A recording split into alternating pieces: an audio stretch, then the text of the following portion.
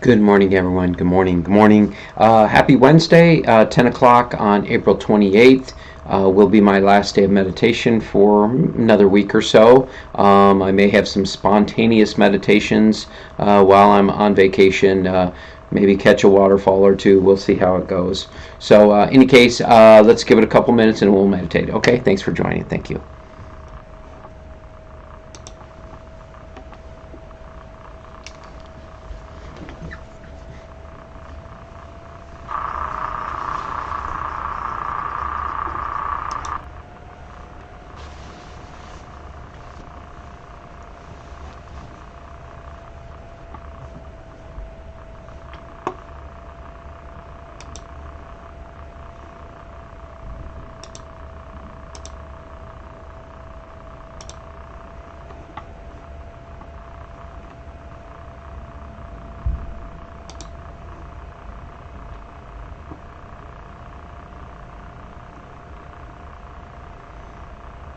Whoever is joining this morning, thank you for joining. Thank you. Let's give it another minute or so and we'll start the meditation.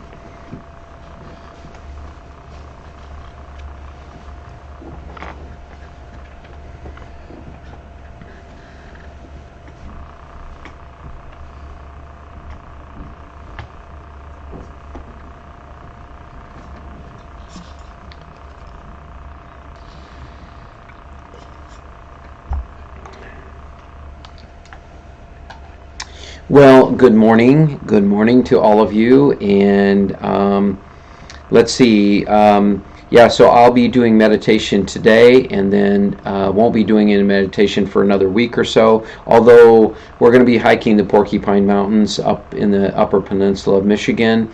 And so perhaps I'll get a waterfall or two in for a meditation. We'll see how that goes. So I'm going to take my tripod and I'll just use my smartphone if anything pops up.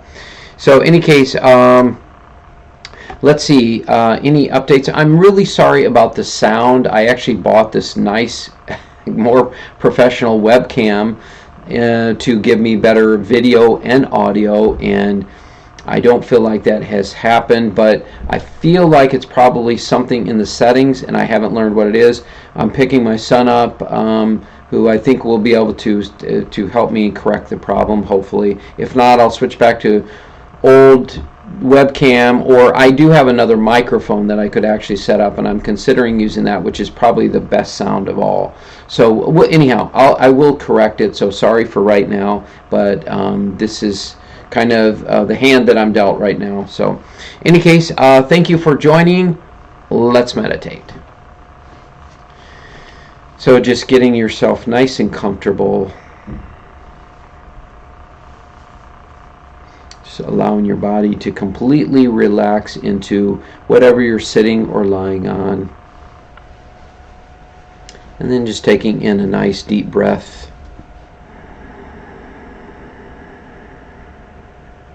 And just really letting go of every stress going on.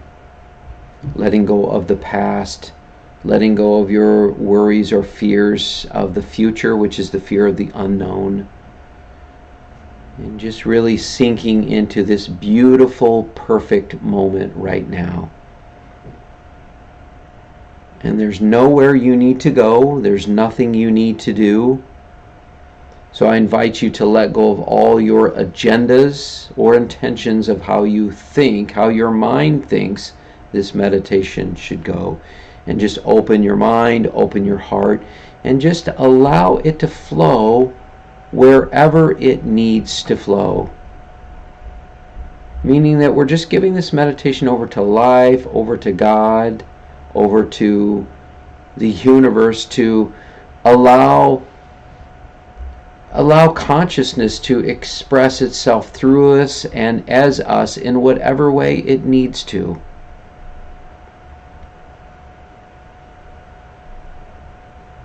And there truly is nothing whatsoever you need to do. You don't need to do any energy healing work to enhance this meditation. You don't need to use your imagination at all, which engages the mind.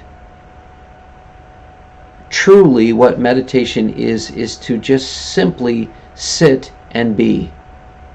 Just sit in the stillness and the perfection of who you are. That's all. What does that look like? It means just simply being a witness. Just being a witness, noticing and being a witness to my voice. Noticing whatever you're sitting or lying on. Just noticing your body. Your body can't witness you, but you can witness the body. The mind cannot witness you because it doesn't understand consciousness and awareness. It understands intellect, mental intellect. And so it cannot witness you, but you can witness it. Your thoughts cannot witness you, but you can witness them. Anything that you can witness is not who you are. You are the one who is simply a witness to all of it. The physical, the mental, the emotional, and the spiritual. You are the witness behind it all.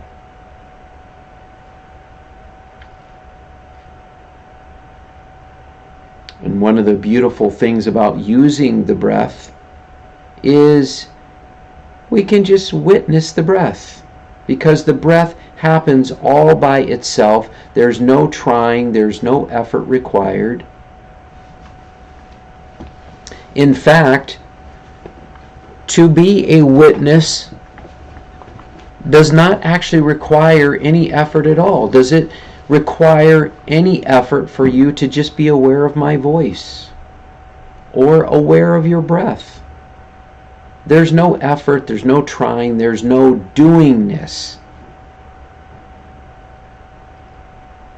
Ultimately, the truth of who you are that is beyond anything that can be seen, the truth of who you are is not a functioning self. In other words, it's not a doer, it is simply an observer of all the doing. It is observing all the thinking, it is observing all the feeling, it is observing all the perceiving. That's all. You are simply the witness to all of it. But where we get trapped is that we've conjured up all these stories over the years, and we've decided, the mind has convinced us, and we've decided from a personal point, an egoic point of view of who we have decided we are. Oh, okay. I'm Brett, and let's see, well, I'm 5'9", I've got brown hair, I'm thin, and I might have some good stories about me physically, I might have some bad stories about me physically, and I might give some stories emotionally, like, hey, I'm a pretty good dude overall, but I can get wired up sometimes and get frustrated. I can be very judgmental at times, and then there's the stories of, you know, the thoughts about and beliefs about who I am. And if somebody asked who you are, what would be that description? Who is Cheryl? Who is Nancy? Who is Michelle? Who is Sharon? Who are these people? Who is Sandy? Who am I? But all those stories, all those labels, all those descriptions are simply an idea, a self-image of who you think you are, and has absolutely nothing to do with who you truly are. Nothing. I was seeing a good friend of mine, really wonderful healer, and she worked with people on past lives. You may feel, you may have an opinion of that one way or another. Just notice that you do, if you do, and let that go. I'm just going to share my experience. I'm not trying to convince you this is true or not true. And so she was a very good reader, intuitive reader, and she literally heard voices. There was a time where she picked up a crystal. This was called a recording crystal. And I believe a recording crystal stores the Akashic records. And so she literally put it up to her third eye and literally heard the voice, "Oh, hi, I'm Felix. It's nice to finally meet you." And I might miss the words exactly what it was, but she literally heard the voice within her head. And so she started doing readings for people. It was very, very accurate, very good stuff. And I went to see her for years. So I had a lot of trust and faith in what she had to offer. She would share a past life, and she would correlate that past life with what was going on in this life, what I carried into this life, certain beliefs, certain just certain energies and beliefs that I carried into this life. And by helping me to become aware of that past life, we would go through this releasing process, this healing process of just letting go of all these old stories and beliefs of who I think I am. And so as she was doing this reading for me, she, at the end of the session, she would always say, "Is there anything you want to ask?" And she would ask the spiritual guides that worked with her on these sessions anything. Well, actually, they heard what was being asked, and they would give her feedback. And they said, one of the things they said about me after I had done so many different workshops, a lot of workshops, traveling through the country into Canada, just wanting more out of life, not being satisfied. There has to be more. I'm not happy. I feel miserable, and I'm crying all the time. I'm judging myself. I'm judging others. I'm so caught in the self-image of who I think I am, but not being aware of it. And so as the guides are talking through her, as Spirit's talking through here, she tells me, they say that you only know yourself 2%. What? 2%? Are you kidding me?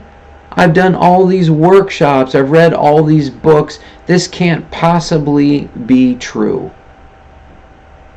But the truth is, it was. Looking back, I understand that it was the truth. Why did I only know myself 2%? Because I believed all my thoughts. I believed that my feelings were who I was. I believed that I was my perceptions. I believed that I was my body. I believed that I was my actions. I had no idea of who I really was. And my ego felt bruised. I felt hurt. Who was it that felt hurt? The idea of who I thought I was. My true self cannot be hurt no more than your true self can be hurt or attacked or diminished in any way. You are one with God, and as God itself, there is nothing that anyone can ever do or say that will diminish you or keep you from being the truth of who you are in any sort of way. But the self-image, the person, the personality, all these things can be bruised because it's built on a false foundation as to who we think we are. And so hearing that I only knew myself 2% was a beautiful and painful gift. My ego was bruised. How could she say that to me? She doesn't know me, all the work that I've done. But the truth is, I don't want to speak to anyone individually. We all have our burdens to bear, and one of those burdens to bear is to recognize that we are not the person or the personality or all these self-images, because we are not any labels or conditioning or descriptions. Those are all of the mind. We have to go beyond the mind, beyond any of the labels and descriptions and conditioning. That's why when we use words to describe who you are, it can't be done. It can't be done because you are not a description. You are beyond description. You are the innocence. the freedom, the freshness that God expresses through you and as you every single moment. And until we recognize this truth, until we move beyond the limits of the body, the mind, we are caught in this trap, this illusion. But beyond the illusion, we are simply being a witness, a silent, still witness to all of it, without any need for anything physical at all. Nothing. Even the baby who comes in without any words or any so-called intelligence recognizes that it exists. How do you know? If I said, how do you know you exist? We'll say, I'm here. I'm aware of that. It doesn't take any intellect. It doesn't take anything mentally. It doesn't take any intelligence to recognize that you are here right now in this moment. And it doesn't take anything physical whatsoever to recognize that you are here. And that's the non-physical, formless, shapeless self I am speaking of, that is simply a witness to your thoughts, your feelings, your perceptions, your actions, aware of your five senses and all of your experiences. But the egoic self, the person, wants to interpret every single situation, every single experience it has, and because it's caught in thinking it's the mind and being the ego, the personality, in that interpretation, it is caught in the duality of life, of good, bad, right, and wrong, rather than experiencing the freedom and the innocence in every single moment, the freshness, the beautiful freshness of every single moment, because your true self doesn't need to interpret anything. It's just being, and in the isness and the awareness, just noticing it. Just noticing it.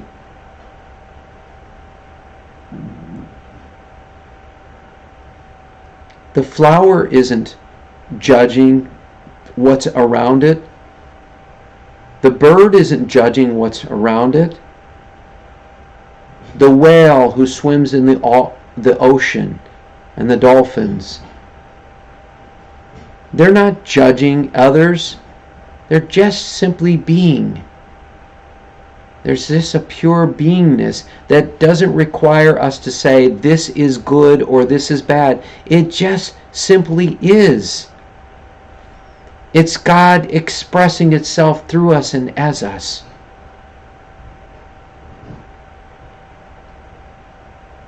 And you, your true self, is simply a witness to the expression, all the expressions coming through. Okay, I'm noticing a thought around this. And I'm noticing that my person wants to judge this experiencing. And I'm noticing in that judging, my person is feeling angry, frustrated, disappointment. Oh, and in this situation, I'm noticing that my person is feeling happy because it has gotten what it wants. When the person is experiencing happiness, it's not an eternal joy. It's a temporary happiness because the mind, the ego, has gotten what it thinks it wants and needs in order to be happy.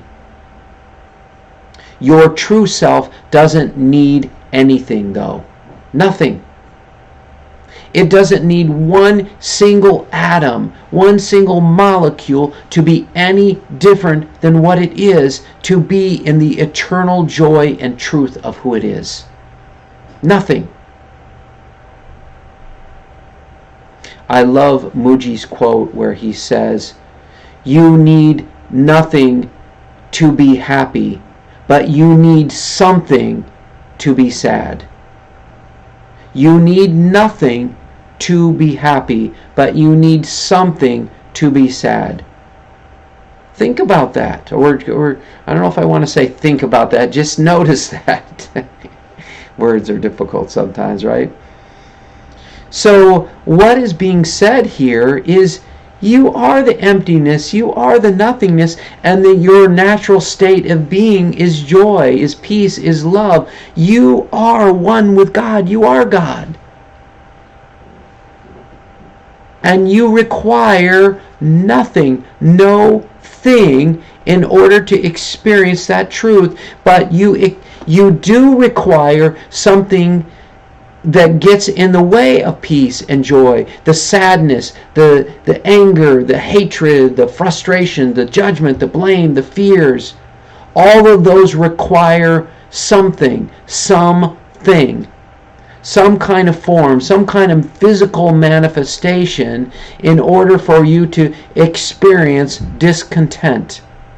But the true you requires nothing to experience the peace, joy, and truth of who you are, because you're simply witnessing the discontent. You are witnessing the anger. You are witnessing the frustrations and the disappointments. And you are witnessing the experiences and the situations without needing to fix or change any of them.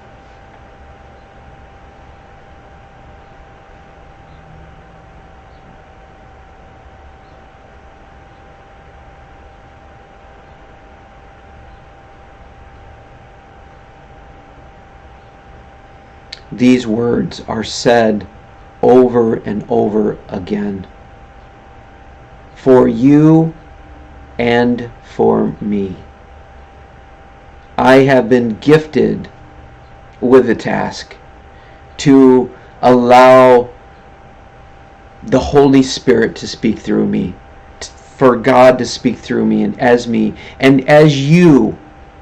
We are all in this together. We are the same oneness. When we let go of our physical form that brings separation to all of us, and we see that we are not anything physical, then we begin to have a deeper awareness of our oneness with everything, that we are not separate from Jesus or Buddha or Krishna or God, and that we are that. And they are a reflection of us, and we are a reflection to them. This beautiful, perfect oneness that is beyond anything physical.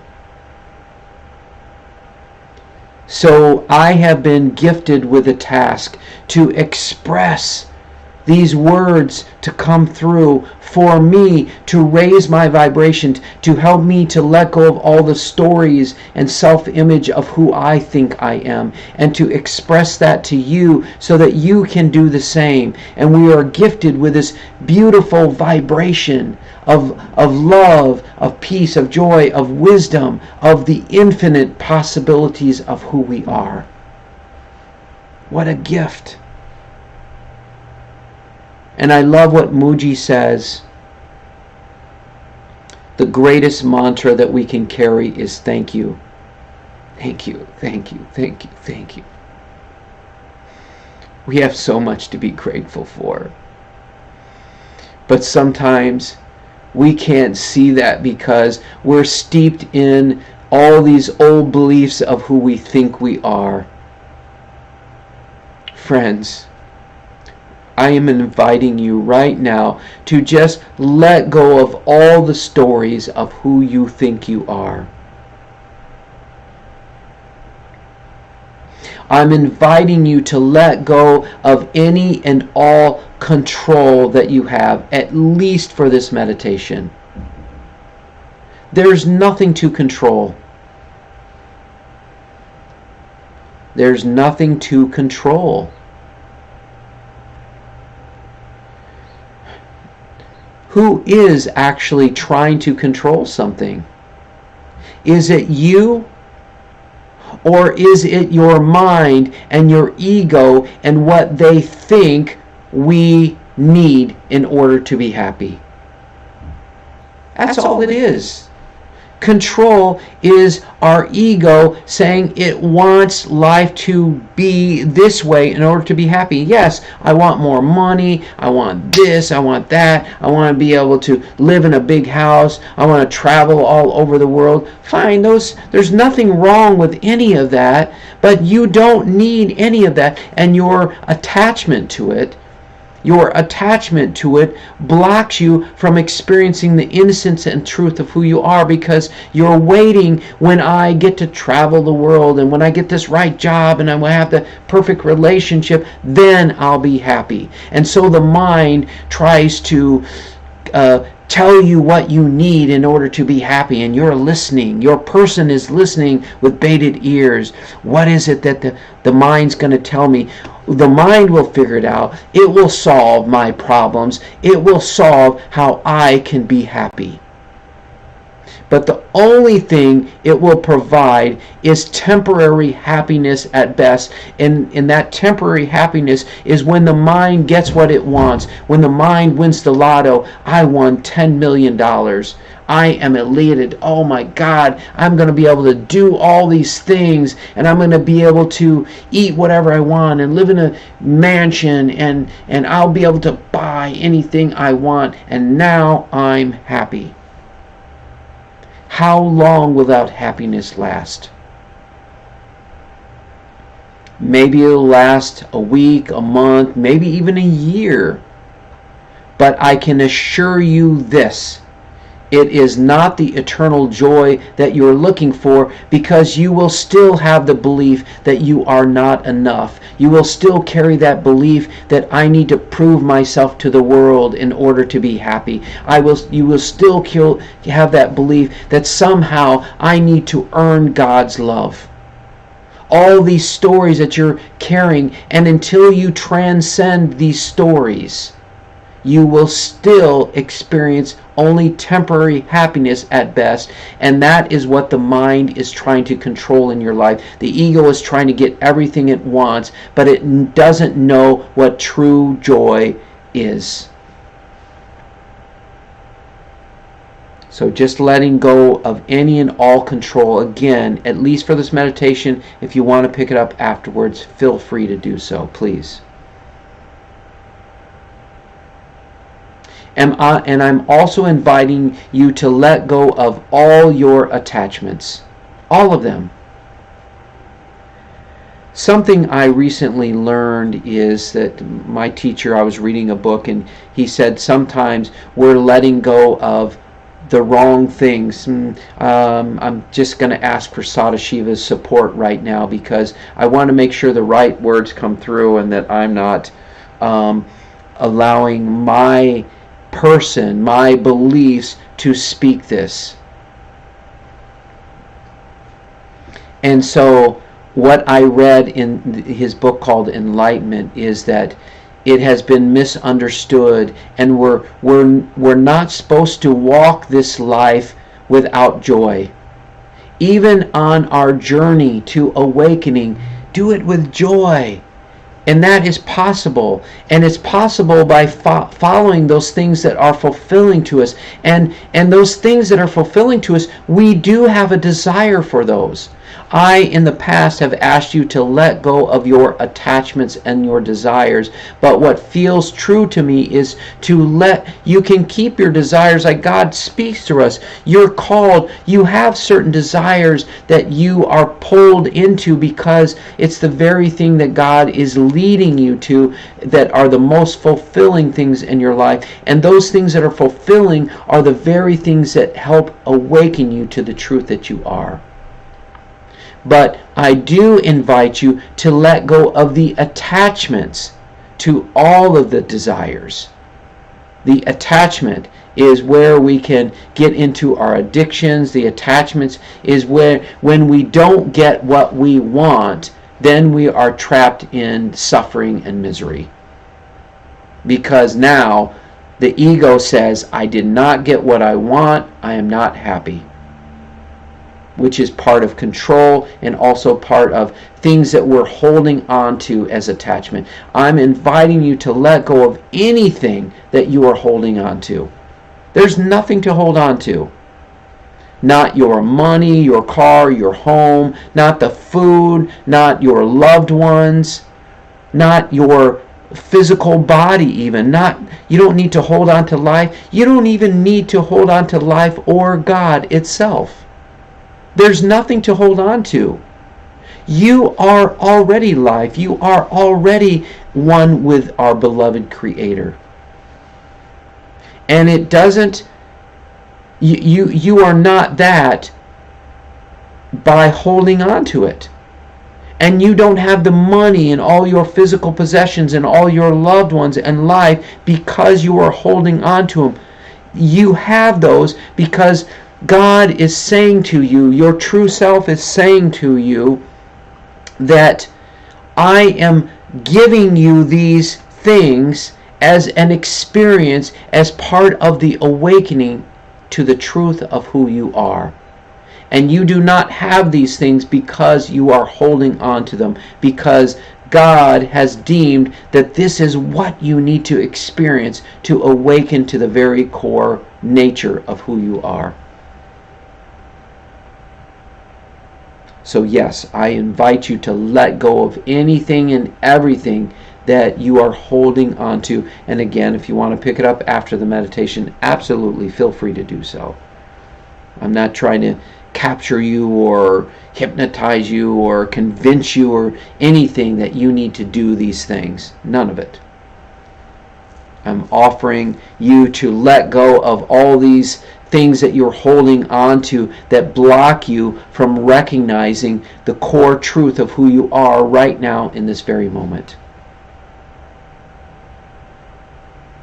And so I also invite you to let go of any and all waiting for something to happen in order to return home to who you are. There's no returning home to who you are. You are that right now. You are that right now, literally. You cannot escape the truth of who you are. You can only have the veil of illusion pulled over your spiritual eyes to see that truth. Because your physical eyes cannot see that truth, but your awareness, your spiritual eyes can see that you are the emptiness, the nothingness, the formless, beautiful, pure truth and joy and love and peace and God. You are that. You are everything you have been seeking. And it is not even another country, another state, another city, another house. It is not even 1 foot, 1 inch. It is not one single molecule away from you, because you are that.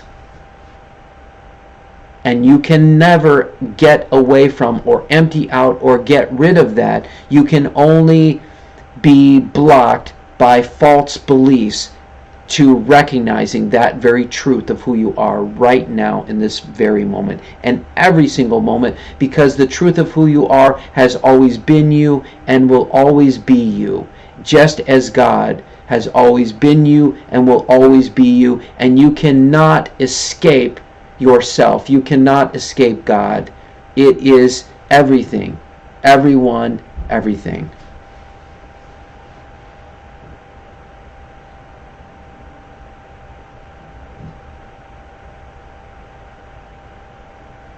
I feel like I need to share that when I say that you are God, there's still pieces within my person that feel it sounds a little bit blasphemous. And I also am noticing my fear that what will other people think, particularly, to be honest with you, my fear of what more fundamental Christians will think or feel about this, and that they will judge me. And ultimately, all I can do is just give this over to God and just allow my true self to shine through to the best of my ability. And as I have said and will say over and over and over again, I'm not here to try to persuade you or convince you of anything. I am simply here to do my best to get my person out of the way, my ego out of the way, that the Holy Spirit can speak through me and as me and to you and as you.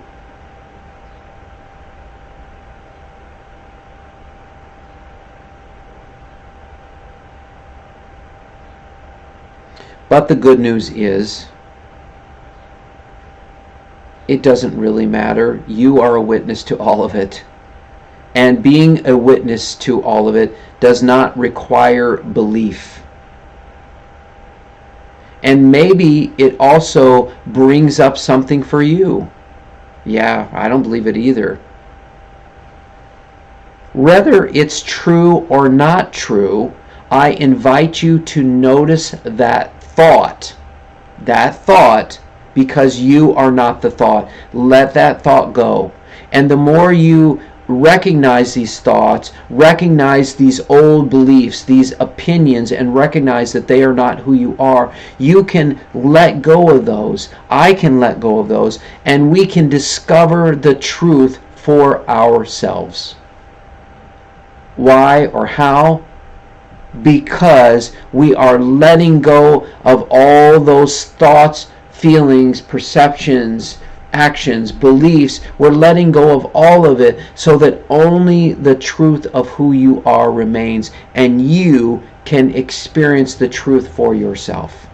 Not because I said so, or any other teacher or any other book has said so, but because you are having that direct experience for yourself.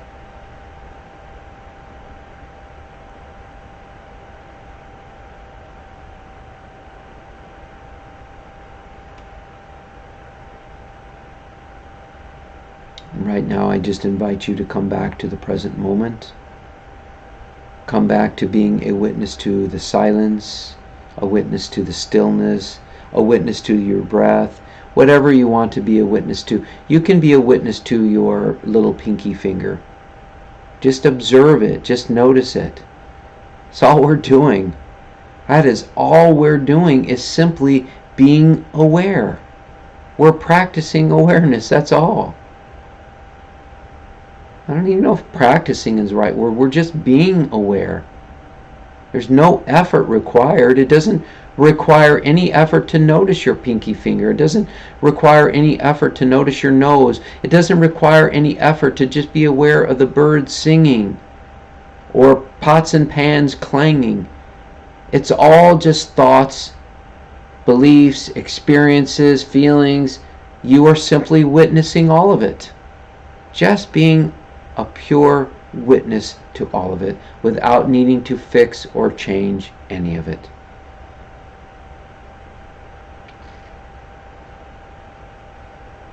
And when thoughts come in, just simply notice them and allow them to gently and effortlessly pass them by, and come back to whatever you've chosen as a focal point for to be aware of.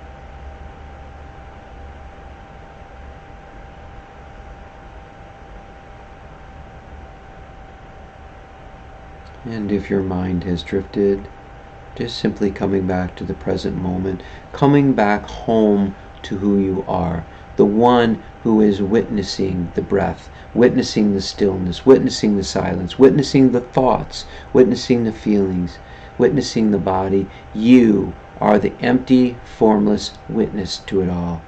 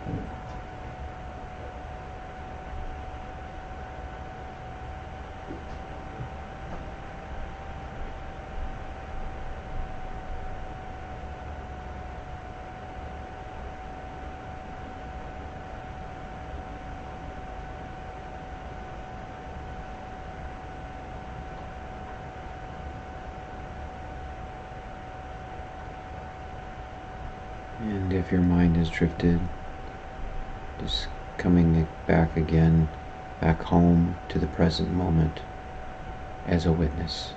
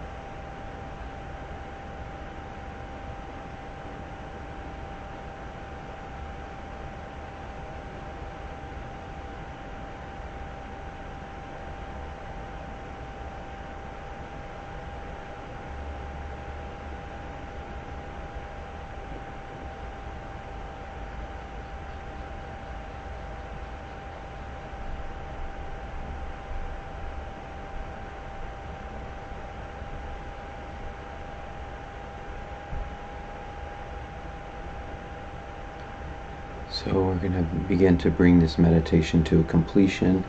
So if you would like to continue meditating, please mute or turn your device off. And thank you so much for joining me. Sorry for the kind of the bad staticky coming through. I hope to resolve that when I get back from vacation. Thank you for joining me. Namaste, my friends. Namaste. And for those of you who would like to stay or want to finish up with me, just taking in a nice deep breath. And just allowing yourself, your body to be energized and coming back in and making sure you're fully rooted and grounded in your body. Do a little stretching, moving. Still have a little bit of my rib pain going on, but so it's getting there. I'm hoping by the time we're hiking, maybe on Saturday, most of it will be gone. Let's see. Let me swing over to Facebook first of all and just see.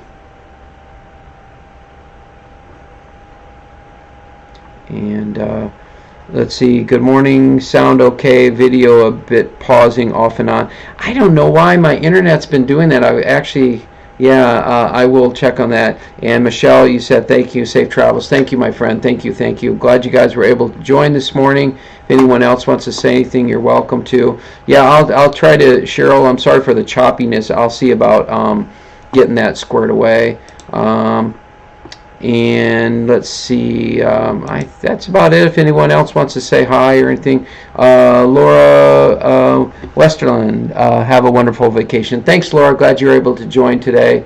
So I think that is about it, and I'm probably going to just take my smartphone, I think, and I've got my tripod that I'm going to be taking. So when we get to some of these back waterfalls, hopefully, if it's a little quiet with people back there, maybe I can get in about 15-20 minutes, as long as my son and wife will let me, or maybe even it might be 5 or 10 minutes actually, but I'll see if I can capture a couple waterfall moments of meditation. So in any case, thank you guys. I appreciate you so much. Have yourself a beautiful week while I'm gone.